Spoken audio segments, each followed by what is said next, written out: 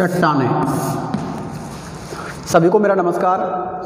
देखिए, पिछली कक्षा में हम बात कर रहे थे चट्टानों की, और चट्टानों के 3 प्रकार होते हैं।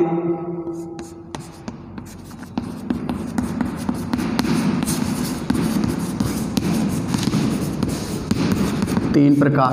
नंबर 1 आग्नेय चट्टान, नंबर 2 अवसादी चट्टान, और नंबर 3 कायांत्र चट्टान। कायांत्र चट्टान, त्रिचट्टान। देखिए, हमने आग्नेय चट्टान की कल हमने बात की थी। यह चट्टान जमीन के आंतरिक भाग में बहुत गहराई तक पाई जाती है। यह चट्टान मुख्य रूप से ज्वालामुखी लावा से निर्मित होती है, और ज्वालामुखी लावा से निर्मित होने के कारण यह बहुत कठोर होती है। और कठोर चट्टान में हम लोग देखते हैं तो ये इसकी बात हमने कल कर ली थी। जितने भी धात्विक खनिज हैं वो हमारे यहाँ पर पाए जाते हैं। अब धात्विक खनिजों में हम देखते हैं भाई, धात्विक खनिज जैसे सोना है, चांदी है, सीसा है, जस्ता है, ये बहुत सारी चीज़ें हमको देखने को मिलती हैं। तो हम लोग देखते हैं कि ये सारे खनिज हमको आग्नेय चट्टानों में प्राप्त होते हैं। अगली चट्टान की आज हम बात करते हैं, वो है अवसादी चट्टान। क्या है? नंबर 2 अवसादी चट्टान। अवसादी चट्टान। अब अवसादी चट्टान की बात जब हम करते हैं तो इसमें हम लोग देखते हैं कि अवसादी चट्टान एक परतदार चट्टान है। कैसी है ये? नंबर 1 पॉइंट इसमें बनता है, यह है परतदार चट्टान है। कैसी है ये? परतदार चट्टान है। नंबर 2 इसमें रवा नहीं पाया जाता। इसमें रवा नहीं पाया जाता है। दूसरा, विश्व में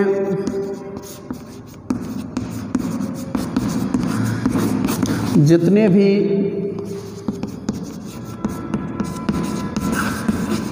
अधात्विक खनिज हैं वे अधिकांश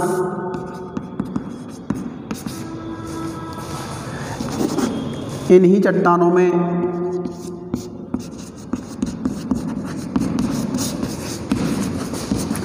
पाए जाते हैं। वे इन्हीं चट्टानों में पाए जाते हैं अधिकांश रूप में। उसके बाद में हम देखते हैं कि जैसे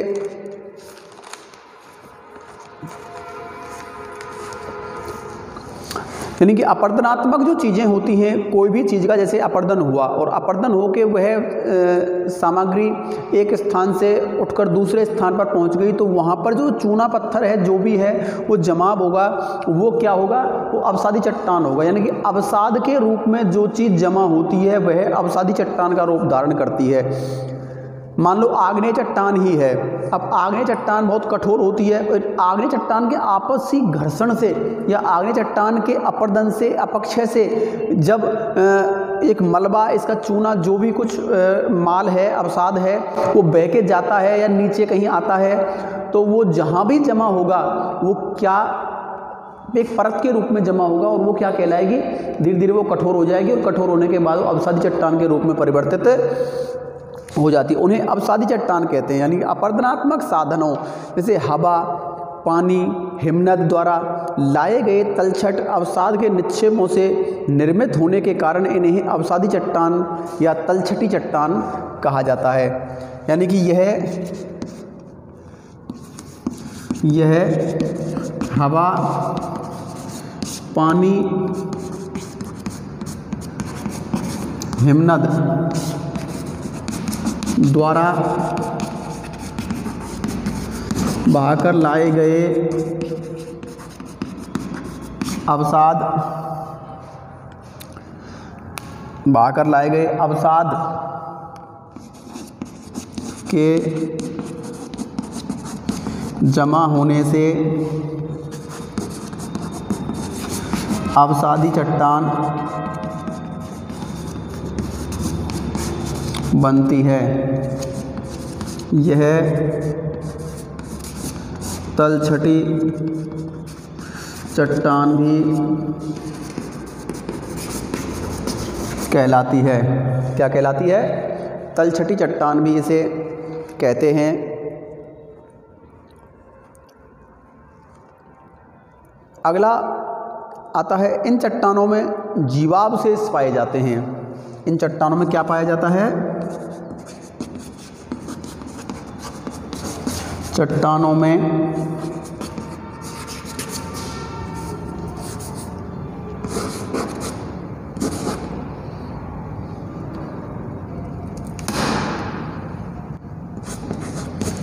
जीवावशेष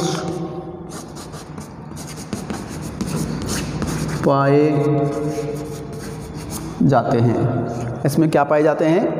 जीवावशेष भी पाए जाते हैं, जीवों के अवशेष भी इसमें पाए जाते हैं। भूपृष्ठ के ऊपरी भाग के निर्माण में 75% अवसादी चट्टान और 25% भाग आगरी चट्टान का तथा कायांतर चट्टानों का है। यानी अगर भूपृष्ठ की हम बात करते हैं, धरातल की अगर हम बात करते हैं, तो धरातल में के निर्माण में इसका कितने % भाग है वो देखते हैं।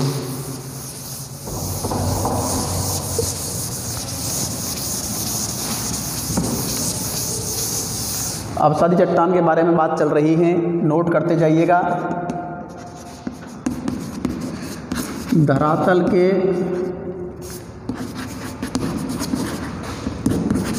भूपृष्ठ के निर्माण में 75% योगदान अवसादी चट्टान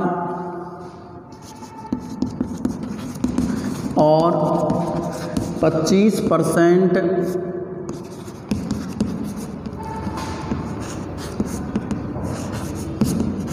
आग्नेय और आग्नेय और कायांतरित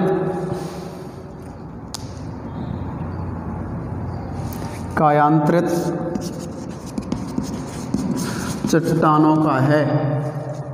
यानी किसका है? कायांतरित चट्टानों का है। उसके बाद बात करते हैं संपूर्ण भूपृष्ठ के निर्माण में। संपूर्ण भूपृष्ठ की अगर हम बात करते हैं तो वहाँ पर 5% योगदान अवसादी का है। यानी कि ये तो हमने भूपृष्ठ की बात कर ली, सिर्फ ऊपरी भाग की बात कर ली। अब अगर हम संपूर्ण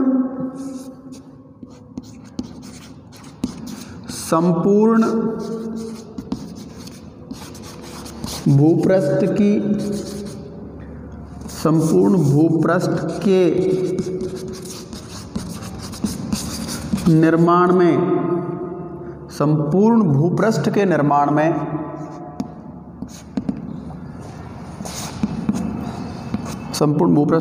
में 5% योगदान अवसादी का है और 95% योगदान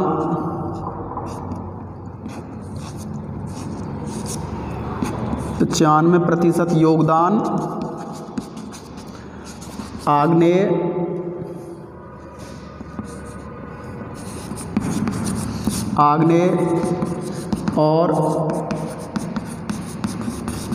कायांतरित का है।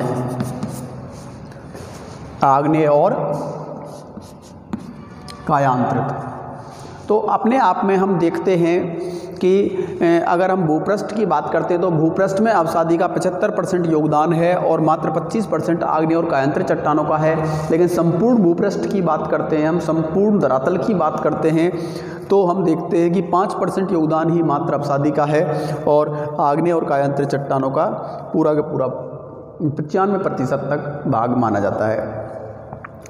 निर्माण के आधार पर अगर इन चट्टानों को उदाहरण सहित देखते हैं तो इनके बहुत सारे प्रकार से इन चट्टानों का निर्माण होता है, तो वो एक बार और देख लेते हैं हम।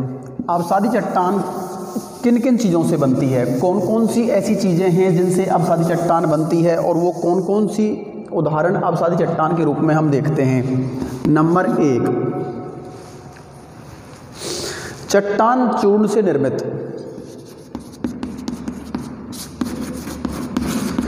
चूर्ण से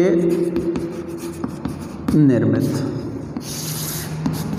जैसे बलुआ पत्थर, बालू का पत्थर, बलुआ पत्थर, बालू का पत्थर, बलुआ पत्थर, बालू का पत्थर, चीका मिट्टी, लोयस, चीका मिट्टी, लोयस आदि।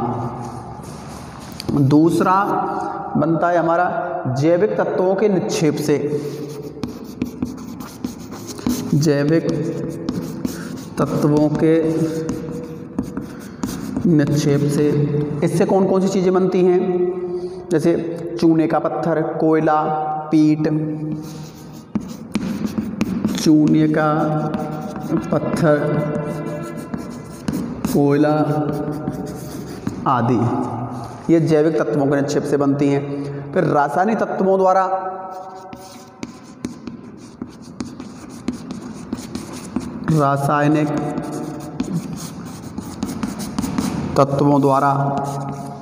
अब रासायनिक तत्वों द्वारा क्या होता है, खड़िया मिट्टी, सैल खड़ी, नमक,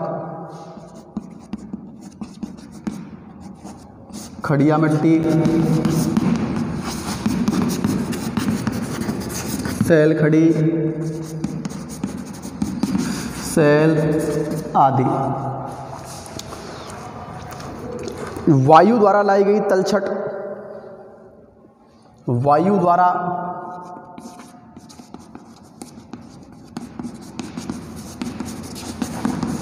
लाई गई तलछट।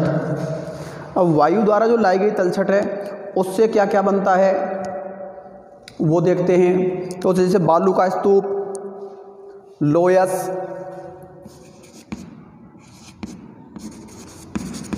बालू का स्तूप,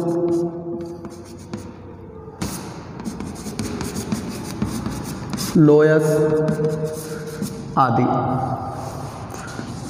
पांचवा लास्ट, हिमानी जलोढ़ द्वारा निर्मित, हिमानी जलोढ़,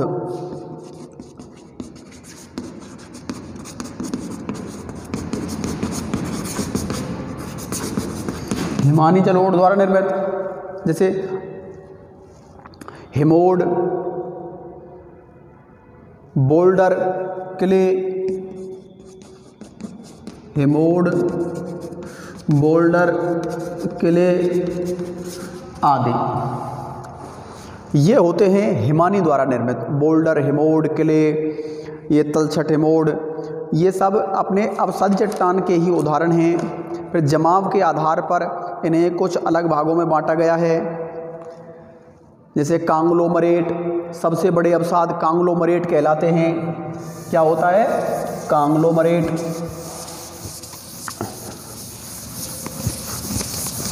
जैसे जमाव के आधार पर, जमाव के आधार पर स्वरूप, स्वरूप जैसे नंबर 1 कांग्लोमरेट, सबसे बड़े जमाव, इनको कांग्लोमरेट बोलते हैं। मोटे आकार के अवसाद,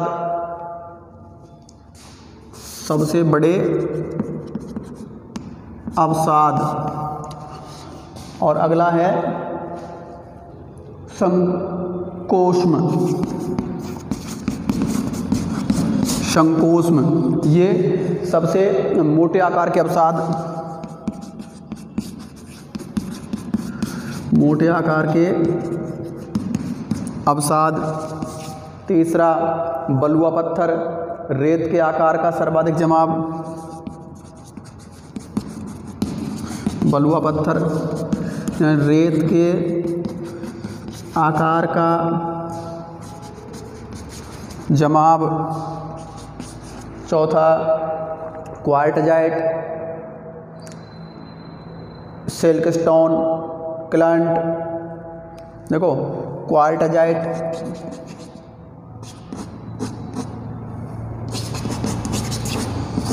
क्वार्टजाइट, क्ले, क्लंट, सेल आदि, ये अपने बहुत सारे प्रकार के एक अवसादी जमाव हैं जिनकी आज हम बात कर रहे थे। अगली कक्षा में हम बात करेंगे आपसे कायांत चट्टानों की और इनके संयुक्त चक्र की। तो आज की क्लास में बस इतना ही। सभी को बहुत बहुत धन्यवाद।